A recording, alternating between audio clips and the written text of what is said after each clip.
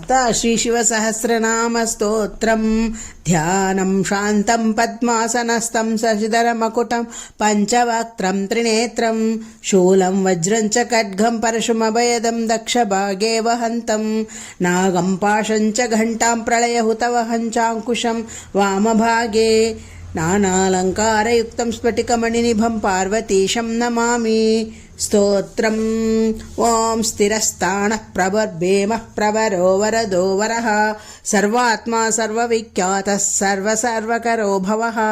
जटी चर्मी शिखण्डी च सर्वाङ्गः सर्वभावनः हरश्च हरिणाक्षश्च सर्वभूतहरः प्रभुः प्रवृत्तिश्च निवृत्तिश्च नियतः शाश्वतो ध्रुवः श्मशानवासी भगवान् खचरो गोचरोर्दनः अभिवाद्यो महाकर्मा तपस्वी भूतभावनः उन्मत्तवेषप्रच्छन्नः सर्वलोकप्रजापतिः महारूपो महाकायो वृषरूपो महायशाः महात्मा सर्वभूतात्मा विश्वरूपो महाहनुः लोकपालोऽन्ध्रितात्मा प्रसादो हयगर्दभिः पवित्रञ्च महाश्चैव नियमो नियमाश्रितः सर्वकर्म स्वयं भूता आदिरादिकरो निधिः सहस्राक्षो विशालाक्षा सोमो नक्षत्रसाधकः चन्द्रसूर्यशनिः केतुर्ग्रहो ग्रहप्रतिर्वरः आत्रिरर्त्या नमस्कर्ता मृगबाणार्पणो नघः महातपा घोरतपा आधीनो धीनसाधकः संवत्सरकरो मन्त्रः प्रमाणं परमं तपः योगी योज्यो महाबीजो महारेतो महाबलः स्वर्णरेथा सर्वज्ञः सुबीजो बीजवाहनः दशबाहुस्त्वनिमिषो नीलकण्ठः उमापतिः विश्वरूपः स्वयं श्रेष्ठो बलवीरो बलो गणः गणकर्ता गणपतिर्दिग्वासः काम एव च मन्त्रवित् परमो मन्त्रः सर्वभावकरो हरः कमण्डलधरे धन्वी बाणहस्तः कपालवान् अशनीशतज्ञे खड्गे पट्टशी चायुधे महान् स्रुवहस्तः स्वरूपश्च तेजस्तेजस्करो निधिः उष्णीषी च सुवक्त्रश्च उदग्रो विनतस्तथा दीर्घश्च हरिकेशश्च सुतीतः कृष्ण एव च शृगालरूपः सिद्धार्थो मुण्डः सर्वशुभाङ्करः अजश्च बहुरूपश्च गन्धदारीकपद्यपि ऊर्ध्वरेता ऊर्ध्वलिङ्गा ऊर्ध्वशायेन भस्तलः त्रिजटी चीरवासाश्च रुद्रसेनापतिर्विभुः अहश्चरो नक्तञ्चरस्तिग्ममन्यः सुवर्चसः गजः दैत्यः कालो लोकादाता गणाकरः सिंहशार्दूलरूपश्च अर्धचर्माम्बरावृतः कालयोगी महानादः सर्वकामश्च त्वत्पतः निशाचरः प्रेतचारी भूतचारी महेश्वरः बहुभूतो बहोदरः स्वर्भानुरमितो गतः नृत्यप्रियो नित्यनर्तो नर्तकः सर्वलालसः घोरो महातपः पाशो नित्यो गिरिरहुनभः सहस्रहस्तो विजयो व्यवसायो हितन्द्रितः आदर्शनो दर्शनात्मा यज्ञः कामग्नाशकः दक्षयागापहारी च सुसहो मध्यमस्तथा तेजोपहारे बलः मुदितोऽर्तो जितो वरः गम्भीरघोषो गम्भीरो गम्भीरबलवाहनः निग्रोधरूपो निग्रोधो वृक्षकर्णस्थितिर्विभुः सुतीक्ष्णदशनश्चैव महाकायो महाननः विश्वक्सेनो हर्यज्ञः संयुगापीडवाहनः तीक्ष्णतापश्च हर्यश्वः सहायः कर्मकालवित् विष्णुप्रसादितो यज्ञः समुद्रो बडबामुखः हुताशनसहायश्च प्रशान्तात्मा हुताशनः उग्रतेजा तेज जन्यो विजयकालवितो ज्योतिषामयनं सिद्धि सर्वविग्रह एव च शिखी मुण्डी जटी ज्वाले मूर्तिजो मूर्धगो बली वेणवीपणवीताले खली कालकटङ्कटः नक्षत्रविग्रहमतिर्गुणबुद्धिर्लयोगमः प्रजापतिर्विश्वबाहुर्विभागः सर्वगोमुखः विमोचनः सुसरणो हिरण्यकवचोद्भवः मेघजो भलचारी च महीचारी सुतस्तता सर्वतोर्यनिनादी च सर्वतोद्यपरिग्रहः व्यालरूपो गुहावासी गुहो माली तरङ्गवित् त्रिदशस्त्रिकालदृक्कर्म सर्वबन्धमोचनः बन्धनस्तुरेन्द्राणां यदिशत्रुविनाशनः सांख्यप्रसादो दुर्वासा सर्वसाधुनिषेवितः प्रस्कन्दनो विभागग्नो अतुल्यो यज्ञभागवित् सर्ववासः सर्वचारे दूर्वासा वासवोमरः हैमो हेमकरो यज्ञः सर्वदारीधरोत्तमः लोहिताक्षो महाक्षश्च विजयाक्षो विशारदः संग्रहो निग्रहः कर्ता सर्पचीरनिवासनः मुख्यो मुख्यश्च देहश्च काहली सर्वकामदः सर्वकालप्रसादश्च सुबलो बलरूपधृको सर्वकामवरश्चैव सर्वतः सर्वतोमुखः आकाशनिर्विरूपश्च निपाति ह्यवशः खगः रौद्ररूपोऽंशरादित्यो बहुरश्मिषु वर्चसः वसुवेगो महावेगो वनो वेगो निशाचरः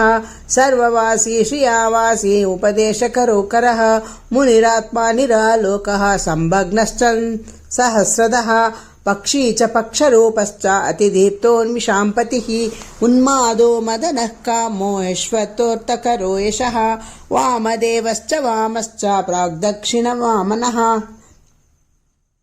वामदेवश्च वामश्च प्राग्दक्षिणश्च वामनः सिद्धयोगी महर्षिश्च सिद्धार्थः सिद्धसाधकः भिक्षश्च भिक्षुरूपश्च विपणो मृदुरव्ययः महासेनो विशाखश्च षष्टिभागो गवाम्पतिः वज्रहस्तश्च विष्कम्भी च मूस्तम्भन एव च वृत्तावृत्तकरस्तालो मधुर्मधुकलोचनः वाचस्पत्यो वाजसनो नित्याश्रमपूजितः ब्रह्मचारी लोकचारी सर्वचारी विचारवित् ईशान ईश्वरः कालो निशाचारी पिनाकवान् निमित्तस्थो निमित्तञ्च नन्दिर्नन्दिकरो हरिः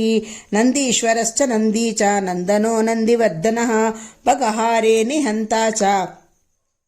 कालो ब्रह्मपितामहः चतुर्मुखो महालिङ्गश्चारुलिङ्गस्तथैव च लिङ्गाध्यक्षः सुराध्यक्षो योगाध्यक्षो युगावहः बीजाध्यक्षो बीजकर्ता अध्यात्मानुगतो बलः इतिहासः सकल्पश्च गौतमोऽथ निशाकरः दम्भो हैदम्भो वै दम्भो वश्यो वशकरः कलिः लोककर्ता पशुपतिर्महाकर्ता ह्यनौषधः अक्षरं परमं ब्रह्म बलवक्चत्र एव च नीतिर्ह्यनीतिशुद्धात्मा शुद्धो मान्यो गतागतः बहुप्रसादः सुस्वप्नो दर्पणोऽथ त्वमित्रजित् वेदकारो मन्त्रकारो विद्वान् समरमर्धनः महामेघनिवासी च महाघोरो वशीकरः अग्निज्वालो महाज्वालो अतिधूम्रो हुताहविः वृषणशङ्करो नित्यं वर्चस्वी धूमकेतनः नीलस्तताङ्गलुब्धश्च शोभनो निरवग्रहः स्वस्तिकभावश्च भागी भागकरो लघुः उत्सङ्गश्च महाङ्गश्च महागर्भपरायणः कृष्णवर्णः सुवर्णश्च इन्द्रियं सर्वदेहिनां महापादो महाहस्तो महाकायो महायशाः महामूर्धा महामात्रा महानेत्रो निशालयः महान्तको महाकर्णो महोष्टष्ट महाहनुः महानासो महाकम्बुर्महाग्रीवश्मशानभक् महावक्ष महोरस्को ह्यन्तरात्मा मृगालयः लम्बनो लम्बितोष्टश्च महामायः पयोनिधिः महादन्तो महादंष्ट्रो महाजिह्वो महामुखः महानखो महारोमा महाकोशो महाजटः प्रसन्नश्च प्रसादश्च प्रत्ययो गिरिसाधनः स्नेहनो स्नेहनश्चैव अजितश्च महामुनिः वृक्षाकरो वृक्षकेतुरनलो वायुवाहनः गण्डली मेरुधामा च देवाधिपतिरेव च अथर्वशीर्षसामास्य ऋक्सहस्रामिते क्षणः यजः पादभुजो गुह्यः प्रकाशो जङ्गमस्तथा अमोघार्थप्रसादश्च अभिगम्यः सुदर्शनः उपकारः प्रियः सर्वः कनकः काञ्चनच्चविः नाभिर्नन्दिकरो भावः पुष्करस्तपितस्थिरः द्वादशास्त्रासनश्चाद्यो यज्ञो यज्ञसमाहितः नक्तं कलिश्च कालश्च मकरः कालपूजितः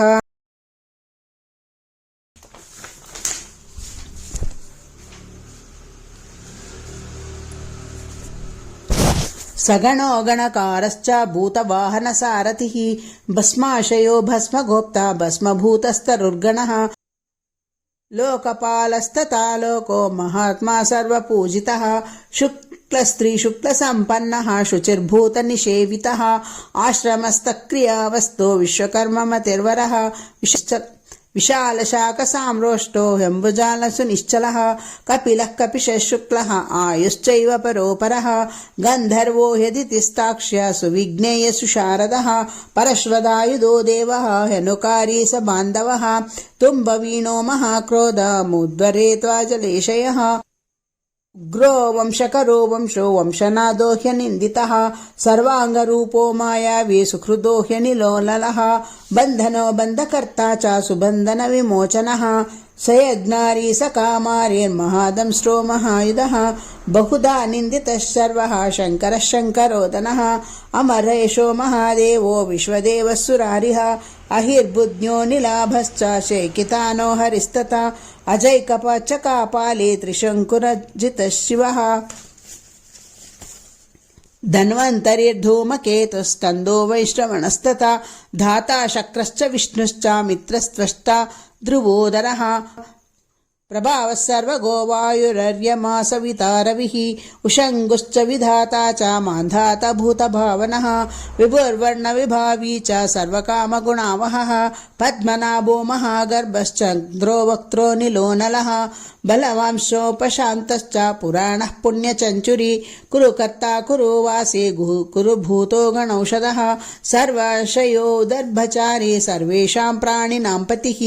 देवदेवः सखासक्तः सदसः सर्वरत्नवित् कैलासगिरिवासी च हिमवद्गिरिसंशयः कूलहारे कूलकर्ता बहुविद्यो बहुप्रदः वणिजो वर्धकी वृक्षो वकुलश्चन्दनञ्चदः सारग्रीवो महाजत्रुरलोलश्च महौषधः सिद्धार्थकारी सिद्धार्थश्चन्द्रो व्याकरणोत्तरः सिंहनादः सिंहदंष्ट्रा सिंहगः सिंहवाहनः प्रभावात्मा जगत्कालस्थालो लोकहितस्तुरः सारङ्गो नवचक्राङ्गः केतुमाली सभावनः भूतालयो भूतपतिरहोरात्रमनिन्दितः वाहिता सर्वभूतानां निलयस्य विभुर्भवः अमोघः संयतो ह्यश्वो भोजनः प्राणधारणः धृतिमान् मतिमान् दक्षः सत्कृतश्च युगातिपः गोपालैर्गोपतिर्गामो गोचर्मवसनो हरिः हिरण्यबाहुश्च तथा गुहापालप्रवेशिनां प्रकृष्टारिमहाहर्षो जितकामो जितेन्द्रियः गान्धारश्च सुवासश्च तपःसक्तोरतिर्नरः महागीतो महानृत्यो अप्सरो गणसेवितः महाकर्तुर्महादातुर्नैकसानुचरश्चलः आवेदनीय आदेशः सर्वगन्धसुखावहः तोरणस्तारणो मातः परिधिपतिकेचरः संयोगो वर्धनो वृद्धो अतिवृद्धो गुणादिकः नित्य आत्मा सहायश्च देवासुरपतिः पतिः युक्तश्च युक्तबाहुश्च देवो दिविषु पर्वणः आषाढश्च सुषाढश्च ध्रुवोत हरिणोहरः वपुरा वर्तमानेभ्यो वसुश्रेष्ठो महापतः शिरोहारे विमर्शश्च सर्वलक्षणलक्षितः अक्षश्च रतयोगी च सर्वयोगी महाबलः समाम्नायो समाम्नायस्तीर्थदेवो महारथः निर्जीवो जीवनो मन्त्रः शुभाक्षो बहुकर्कशः रत्नप्रभूतो रक्ताङ्गो महार्णवनिपानवित् मूलं विशालो अमृतो व्यक्तो व्यक्तस्तपोनिधिः आरोहणो दिरोहश्च क्षीरधारी महायशाः सेनाकल्पो महाकल्पो योगो युगकरो हरिः युगरूपो महारूपो महानागहनो वदः न्यायनिर्वपणः पादः पण्डितो च लोपमः बहुमालो महामालः शशिहरसुलोचनः विस्तारो लवणः कूपः स्त्रियुगः सफलोदयः त्रिलोचनो विषण्णाङ्गो मणिविद्धो जटाधरः बिन्दुर्विसर्गसुमुखः शरः सर्वायुधः सहः निवेदनः सुखा जातः सुगन्धारो महादनुः गन्धपाली च भगवान् उत्तानः सर्वकर्मणां अन्थानो बहुलो वायुः सकलः सर्वलोचनः तलस्तालः करस्ताले ऊर्ध्वसंहननो महान् छत्रं सुचत्रो विख्यातो लोकः सर्वाश्रयक्रमः मुण्डो विरूपो विकृतो दण्डी कुण्डी विकुर्वणः हर्यक्षः कुकुबो वज्री शतजिह्वः सहस्रपात् सहस्रमूर्धा देवेन्द्रः सर्वदेवमयो गुरुः सहस्रबाहुः सर्वाङ्गः शरण्यः सर्वलोककृतो पवित्रं त्रिकगुन्मन्त्रः कनिष्ठः कृष्णपिङ्गळः ब्रह्मदण्डविनिर्माता शतघ्नीपाशशक्तिमान् पद्मगर्भो महागर्भो ब्रह्मगर्भो जलोद्भवः गभस्ति ब्रह्मकृद्ब्रह्मी ब्रह्मविद् ब्राह्मणो गतिः अनन्तरूपो नैकात्मा तिग्मतेजा स्वयम्भुवः ऊर्ध्वगात्मा पशुपतिर्वातरंहामनोजवः चन्दनी पद्मनाळाग्रः सुरभ्युत्तरणो नरः कर्णिकारमहास्रग्वी नीलमौळः पिनाकधृत् उमापतिरुमाकान्तो जाह्नवी मृदु माधवः वरो वराहो वरदो वरेण्यः सुमहास्वनः महाप्रसादो दमनः शत्रुः श्वेतपिङ्गळः प्रीतात्मा परमात्मा च प्रयतात्मा प्रदानधृत् सर्वपार्श्वमुखस्त्रक्षो धर्मसाधारणो वरः चराचरात्मसूक्ष्मात्मा अमृतो गोवृषेश्वरः व्यासः सर्गसु संक्षेपो विस्तरः पर्ययो नरः ऋतुः संवत्सरो मासः पक्षः संख्यासमापनः कलाकाष्ठालवा मात्रां मुहूर्तक्षपाक्षणः विश्वक्षेत्रं प्रजाबीजं लिङ्गमाद्यस्तु निर्गमः सदसद्व्यक्तमव्यक्तं पिता माता पितामहः स्वर्गद्वारं प्रजाद्वारं मोक्षद्वारं त्रिविष्टपं निर्वाणं लादनश्चैव ब्रह्मलोकः परागतिः देवासुरविनिर्माता देवासुरपरायणः देवासुरर्गुरुर्देवो देवासुरनमस्कृतः देवासुरमहामात्रो देवासुरगणाश्रयः देवासुरगणाध्यक्षो देवासुरगणाग्रणिः देवादिदेवो देवर्षिर्देवासुरवरप्रदः देवासुरेश्वरो विश्वो देवासुरनमस्कृतः सर्वदेवमयोचिन्त्यम् देवतात्मात्मसम्भवः उद्भित्रिविक्रमो वैद्यो वीरजो नीरजोमरः ईड्यो हस्तीश्वरो व्याघ्रो देवसिंहो नरर्षभः विभुदोग्रवरः सूक्ष्मः सर्वदेवस्तपोमयः सुयुक्तः शोभनो वज्रीप्रासानां प्रभवो व्ययः